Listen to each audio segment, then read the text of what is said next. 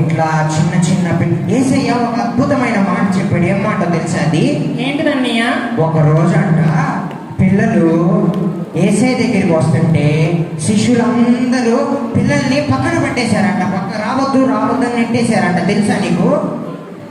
తెలియదన్నయ్య.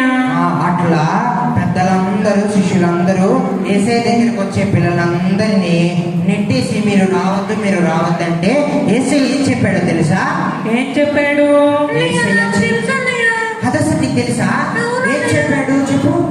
ఎప్పుడు యేసయ్య శిష్యుల్ని పిల్లల్ని నా దగ్గరికి రాలేకుండా మీరు ఆపొద్దు, పిల్లలంటే నాకు చాలా ఇష్టం అని చెప్పాడు.